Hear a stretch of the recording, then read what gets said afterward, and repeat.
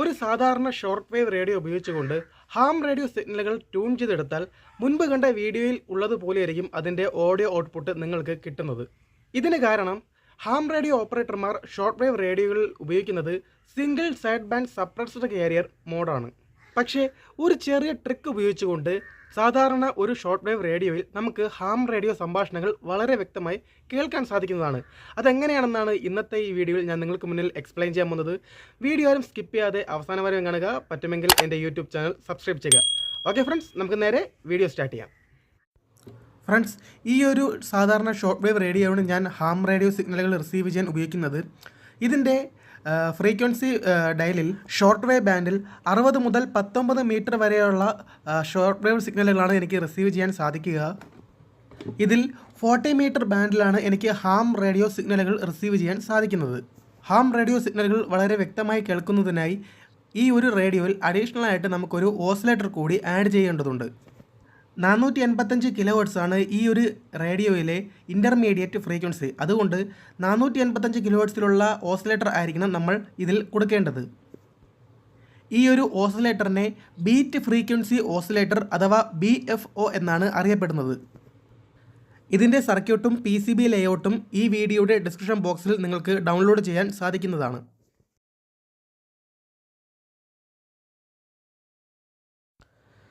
ഇനി ഈ beat frequency ഓസിലേറ്ററിൽ നമുക്ക് ബാറ്ററി കണക്ട് ചെയ്യാം. അതിനായി ഒരു തേർഡ് ഹാൻഡ് സപ്പോർട്ടിംഗ് ടൂളിൽ ഈ ഒരു PCB വയ്ക്കുക. എന്നിട്ട് ഒരു 9 വോൾട്ട് ബാറ്ററി കണക്ടർ ഇതിലേക്ക് സോൾഡർ ചെയ്ത് കണക്ട് ചെയ്യുക.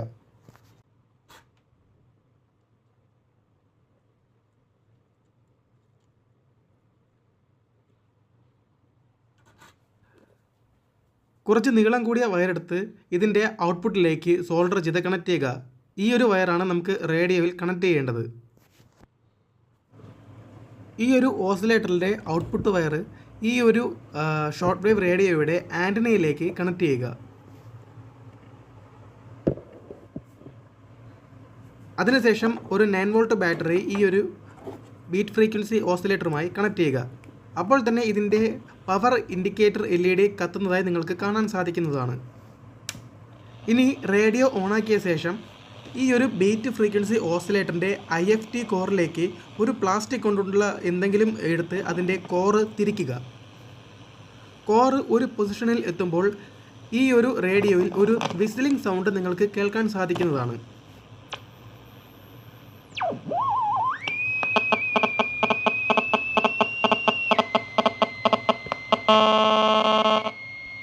ഈ ഒരു ബീറ്റ് ഫ്രീക്വൻസി ഓസിലേറ്ററിൻ്റെ ട്യൂണിംഗ് നോബ് അതായത് വേരിയബിൾ റെസിസ്റ്റർ തിരിക്കുമ്പോൾ ഇതിൻ്റെ വിസിലിംഗ് സൗണ്ടിൻ്റെ ഫ്രീക്വൻസി മാറുന്നതായി നിങ്ങൾക്ക് കാണാൻ സാധിക്കുന്നതാണ്.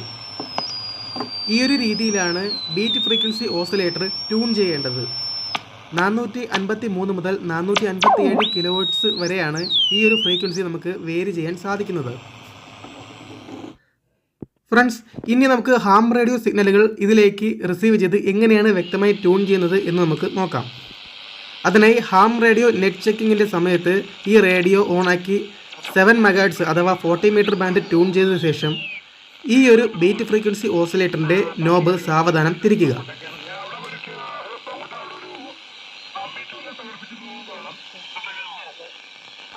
ഇപ്പോൾ വളരെ വ്യക്തമായി ഹാം റേഡിയോ സംഭാഷണങ്ങൾ ഈ ഒരു ഷോർട്ട് വേവ് റേഡിയോയിലൂടെ നമുക്ക് കേൾക്കാൻ സാധിക്കുന്നുണ്ട്.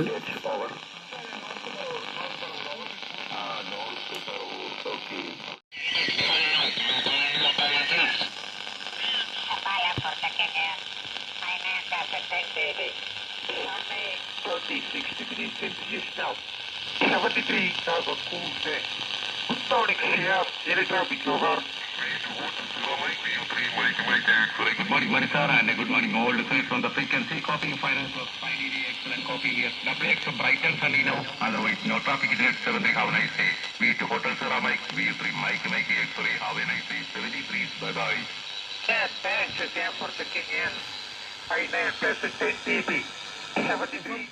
ഒരു സാധാരണ ഷോർട്ട് വേവ് റേഡിയോയിൽ എങ്ങനെ നമുക്ക് ഹാം റേഡിയോ സിഗ്നലുകൾ വളരെ വ്യക്തമായി കേൾക്കാം എന്നുള്ള ഈ വീഡിയോ നിങ്ങൾക്ക് എല്ലാവർക്കും ഇഷ്ടപ്പെട്ടു എന്ന് ഞാൻ വിശ്വസിക്കുന്നു.